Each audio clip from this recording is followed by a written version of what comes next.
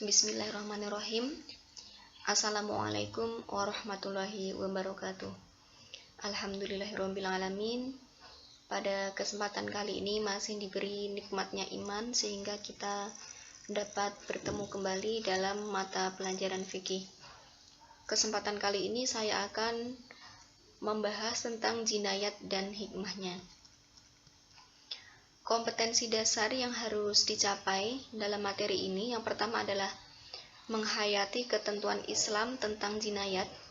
Kemudian yang kedua adalah mengamalkan sikap adil, cinta damai, dan bertanggung jawab sebagai implementasi dari pengetahuan tentang jinayat.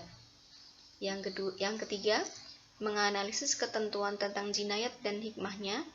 Kemudian yang terakhir adalah menyajikan hasil analisis tentang pelaksanaan ketentuan jinayat dan hikmahnya.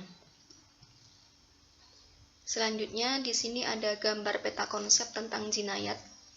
Nah, di sini ada pembunuhan, kemudian ada kisos, diyat, dan juga kafarat. Jadi bab jinayat ini terdiri dari 4 unsur ya, pembunuhan, kisos, diyat, dan kafarat. Akan tetapi pada hari ini kita hanya akan membahas tentang pembunuhan, pengertian, macam-macamnya, dasar hukum, serta hikmahnya. Kemudian untuk kisos dan seterusnya akan kita bahas dalam pertemuan yang akan mendatang. Nah, lalu apakah yang dimaksud dengan jinayat itu?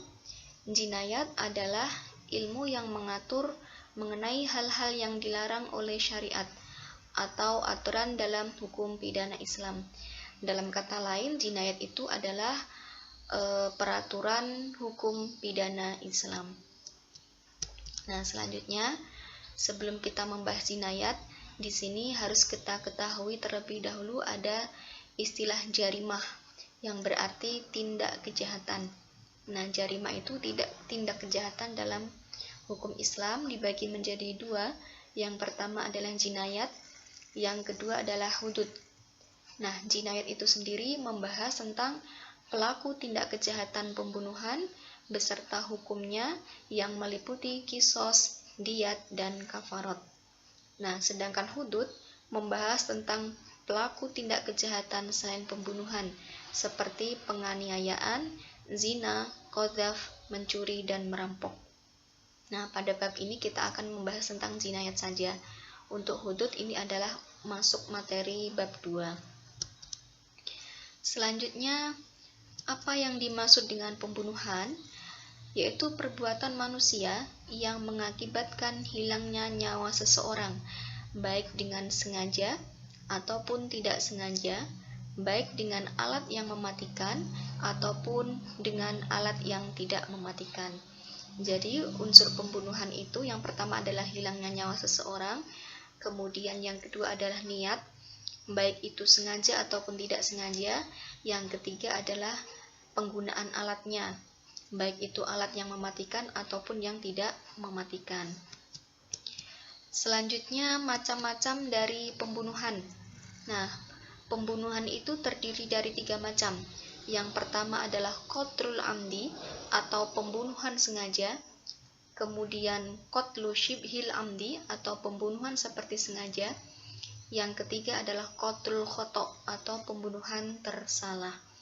Masing-masing akan kita bahas selanjutnya. Yang pertama yang kita bahas adalah pembunuhan seperti sengaja atau qatlul amdi, yaitu pembunuhan yang telah direncanakan dengan menggunakan alat yang mematikan, baik yang melukai atau yang memberatkan. Dengan kata lain, pembunuhan sengaja adalah pembunuhan berencana, sedangkan orang yang membunuh itu adalah termasuk orang yang balik. Nah, ini masuk dalam pembunuhan berencana.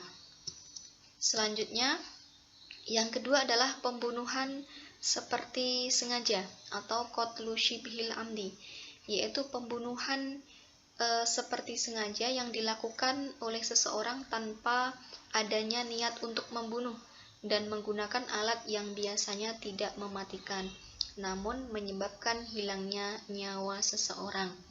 Jadi yang perlu digarisbawahi untuk pembunuhan seperti sengaja, yang pertama dia tidak ada niat untuk membunuh, akan tapi dia melakukan suatu hal. Nah, akan tapi hal tersebut tidak ada niat untuk membunuh.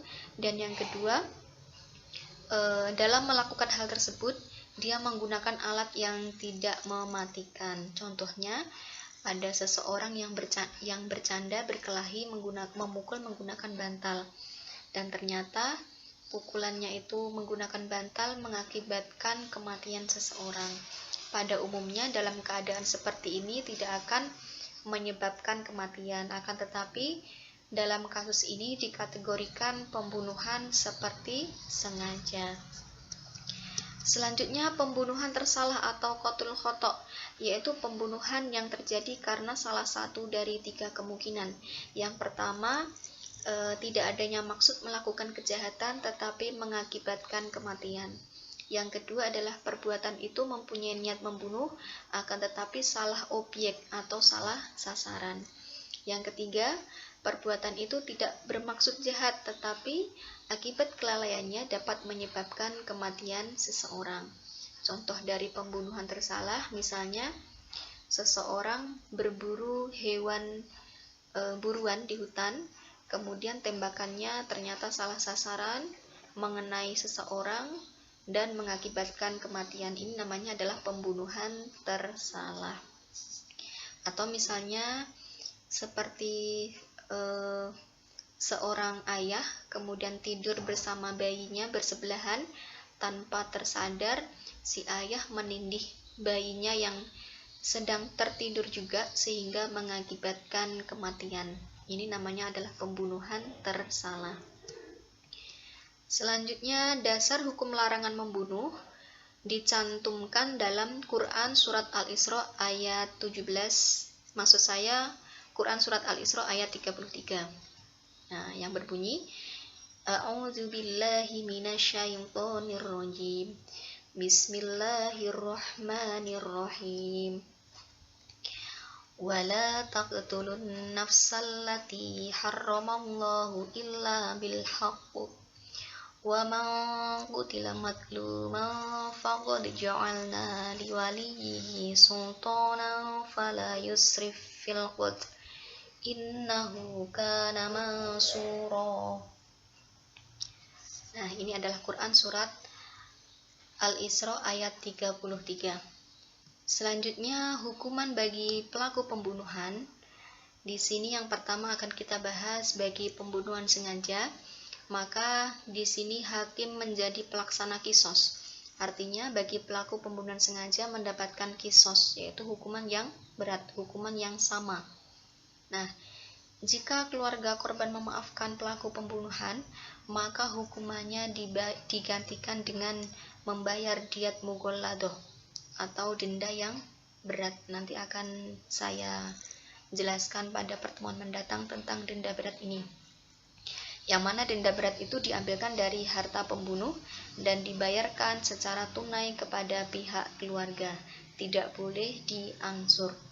Selain itu, si pelaku pembunuhan tadi juga harus menunaikan kafarat.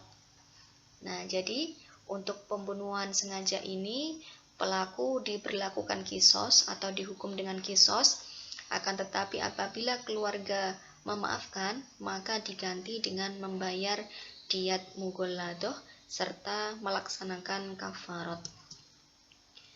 Nah, selanjutnya pembunuhan seperti sengaja.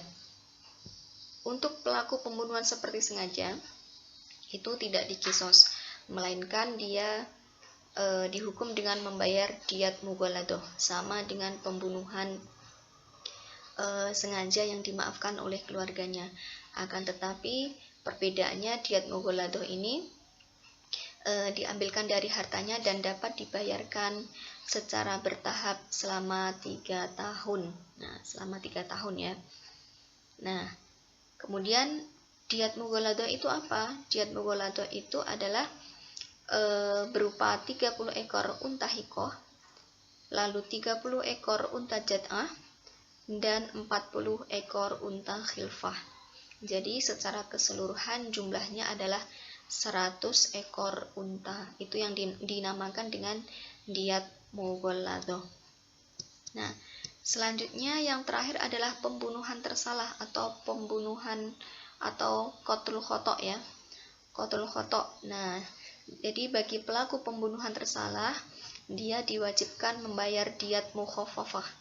Kalau pengertian diyat mughaladah tadi adalah denda berat, diyat mukhaffafah ini adalah denda ringan yang diambilkan dari harta keluarga pembunuh dan dapat diangsur selama 3 tahun. Nah, perbedaannya untuk diyat mukhaffafah ini terdiri dari 20 ekor unta berumur 4 tahun, 20 ekor unta berumur 5 tahun, 20 ekor unta betina berumur 1 tahun, 20 ekor unta betina berumur 2 tahun, dan yang terakhir 20 ekor unta jantan berumur 2 tahun.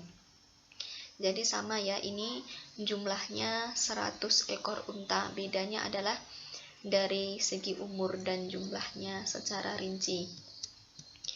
Nah, bagaimana kalau seandainya terjadi pembunuhan secara berkelompok? Nah, ini disebut dengan qatlul jama'ah 'alal wahid.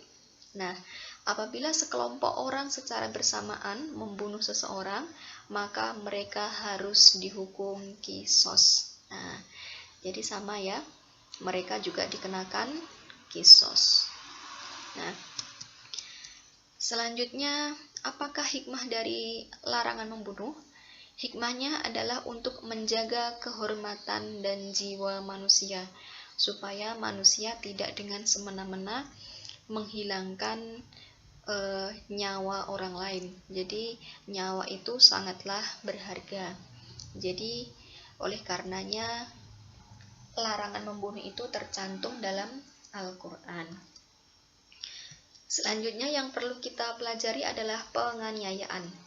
Nah, dalam Kamus Al-Munjid, kata penganiayaan atau pelukaan itu disebutkan dengan kata jaroh yang berarti menyakiti sebagian anggota badan manusia.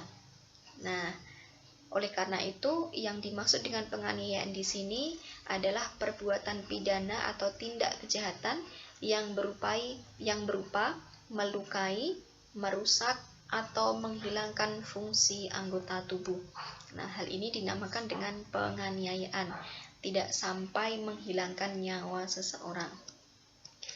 Nah, selanjutnya, macam-macam penganiayaan itu ada 2 macam. Yang pertama adalah penganiayaan berat, yaitu perbuatan melukai seseorang yang mengakibatkan hilangnya fungsi anggota tubuh seseorang. Misalnya, melukai tangan hingga patah sehingga tidak bisa memfungsikan tangannya sebagaimana mestinya, atau melukai seseorang sampai matanya buta sehingga tidak bisa melihat sebagaimana biasanya. Ini disebut dengan penganiayaan berat. Selanjutnya adalah penganiayaan ringan, yaitu perbuatan melukai anggota badan yang tidak sampai merusak atau menghilangkan fungsinya. Nah, jadi berbeda dengan penganiayaan berat yang mana sampai kehilangan fungsinya. Selanjutnya, unsur jarimah dari penganiayaan. Ini ada 3 unsur yang harus terpenuhi sehingga bisa dikatakan dengan jarimah atau tindak pidana penganiayaan. Yang pertama, perbuatan itu menimbulkan rasa sakit atau luka pada badan orang lain. Kemudian yang kedua, tidak dengan maksud patut atau dengan kata lain melewati batas yang diizinkan. Kemudian yang terakhir adalah perbuatan diiringi dengan niat menyakiti orang lain. Jadi dari ketiga hal ini apabila terkumpul maka memenuhi unsur jarimah penganiayaan, tindak pidana penganiayaan atau pelukaan. Selanjutnya, dasar hukum larangan penganiayaan itu tercantum dalam Quran Surat Al-Ma'idah ayat 45 yang berbunyi, A'udzu billahi minasyaitonir rajim. Bismillahirrahmanirrahim. Wa katabna 'alaihim fiha annan nafsa bin nafsi wal 'aina bil 'ain wal 'aina bil 'aini wal anfa bil anfi wal udhuna bil udhuni was sinna bis sinni wal juruha qisas fama tasaddaqu bihi fahuwa kaffaratul lahu wa man lam yahkum bima anzalallahu faulaika humuz zalimun. Yang berarti kami telah menetapkan bagi mereka di dalamnya, yaitu kitab Taurat, bahwa nyawa dibalas dengan nyawa, mata dibalas dengan mata, hidung dengan hidung, telinga dengan telinga, gigi dengan gigi, dan luka-luka pun ada qisosnya atau balasan yang sama. Barang siapa melepaskan hak qisosnya, maka itu menjadi penebus dosa baginya.